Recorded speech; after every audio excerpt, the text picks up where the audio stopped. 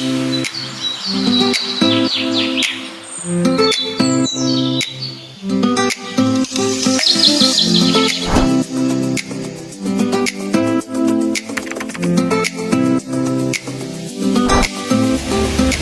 guys, අද මම ඉන්නේ මාතර. අද අපි යන්නේ Hambantota Birds Park එකට. Yeah.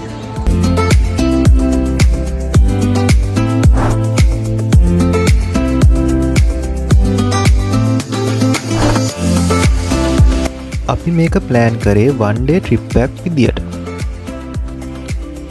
මේ බර්ඩ්ස් පාක් එක බලන්න යන්න ඔයාලගේම ප්‍රයිවට් වෙහිකල් එකකින් යන්න කියලා මම රෙකමන්ඩ් කරනවා.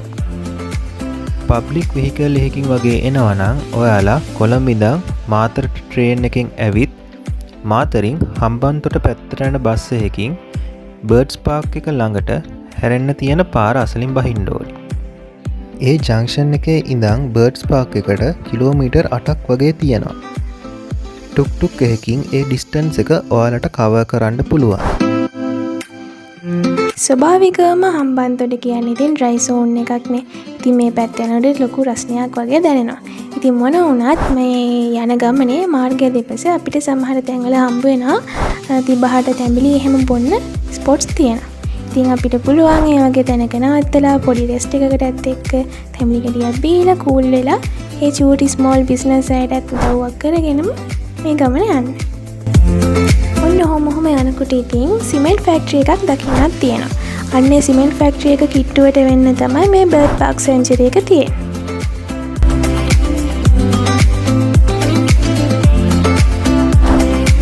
හම්බන්තොට පැත්තට යන්න යන්නම ක්ලයිමට් එක ගොඩක් වෙනස් වුණා. තව ඒ ඒරියා එකේ කවුරුත්ම නැති තරම්.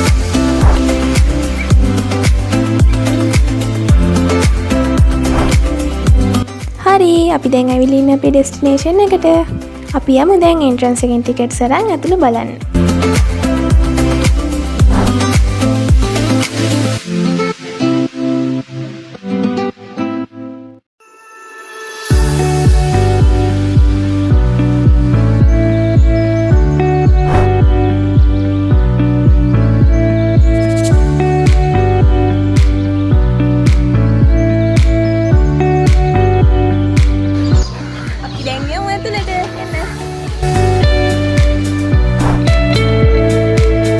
ටිකට් ප්‍රයිසස් ගැන කියනවා නම් දේශීය වැඩිහිටියෙක්ට රුපියල් 900ක්ද අවුරුදු 3යි 10යි දක්වා ළමයි සඳහා රුපියල් 400ක්ද අවුරුදු 3ට අඩු ළමුන් සඳහා නොමිලේද යන වශයෙන් ටිකට් ප්‍රයිසස් එයාලා මෙන්ෂන් කරලා තියෙනවා.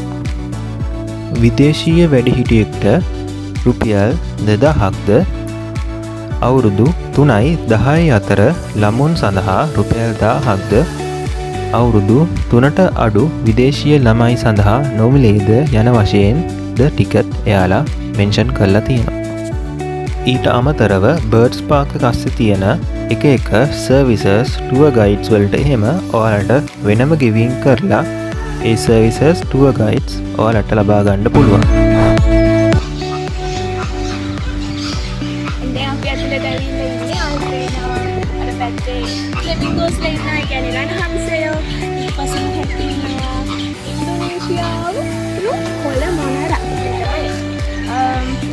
විශේෂත්වය තමයි කුරුළු විශේෂ දේශීය සහ ඒකදේශීය සහ විදේශීය කුරුළු විශේෂ 180කට වැඩි ප්‍රමාණයක් ඉන්නවා.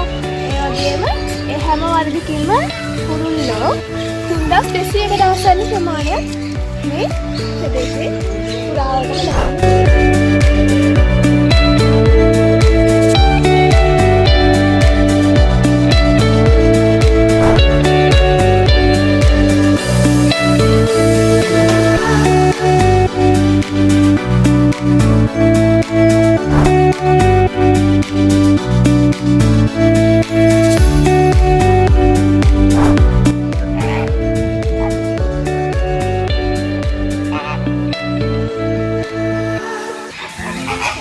රණහංසයන්ට වෙන්වෙච්ච ස්ථානේ ඔයාලට පේන ඇති චූටි රණහංස පැටියෙක් ලංකාවේ ප්‍රථම වනට.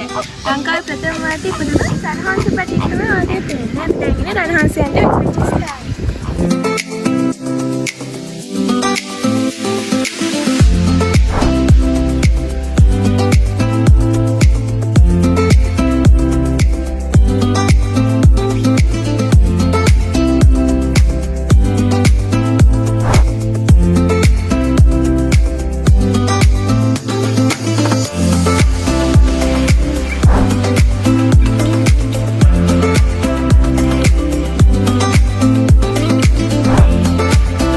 ස්වභාව ධර්මයේ මවපු හරිම ලස්සන පාටවල් තමයි මේ කුරුල්ලොන්ට තියෙන්නේ. හරිම ලස්සනයි. ඉතින් ඔයාලට පේනවා ඇති මෙයාලා පරිස්සමට මේවා ඇතුලේ ඉන්නවා. ඒ දකින්නකොට හිතෙයි මෙයාලා කූඩුවල ඉන්නේ, හිර වෙලා මෙයාලා නිදහස නැහැ. එක අතකින් ඒක ඇත්තක්. හැබැයි ඉතින් මෙයාලට මේ කූඩුව ඇතුලේදී හැමදේම ලැබෙනවා. ආහාර පාන, එයාලට අවශ්‍ය එක්සර්සයිසස් හම්බ වෙනවා, බෙහෙත් වර්ග, හරි ආදරය, කරුණාව හැමදේම ලැබෙනවා කියලා නම් අපි හැබැයි දැක්කා.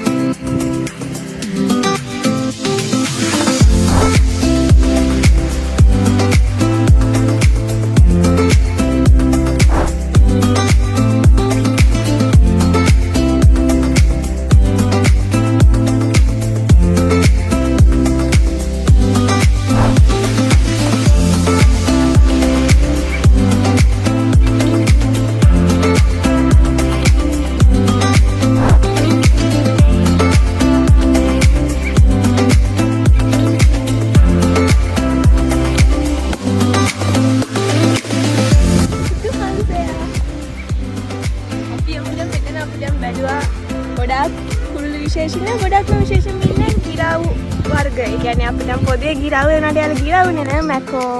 ඒ වගේ එක නම් තියෙනවා. ඉතින් ඒ වගේම තව හංස වර්ග ඉන්නවා. දැන් අල්පේ නැතිව තියෙන සුදු හංසෙක් හරිම ලස්සනයි. තව ගොඩාක් තියෙනවා. අක්කර 35ක් පුරාවටම හිඳිලා තියෙනවා. අපි යන් ඇතුළට ගිහින් බලමු තව. අක්කර ගානම් පුරාටම විහිඳිලා තියෙනවා. ඉතින් මේ වැවිදලා මහන්සි වුණාම ඔයාලට මේ බර්ඩ් පාක් සෙන්චුරි එකේම තියෙනවා වෙනම ඒරියා එකක්. ඊට රෙස්ටෝරන්ට් එකක් තියෙනවා. ඒකේ අපිට ෆෘට් ජූසස් ඒව අරගෙන අපිට රිෆ්‍රෙෂ් වෙන්නත් පුළුවන්.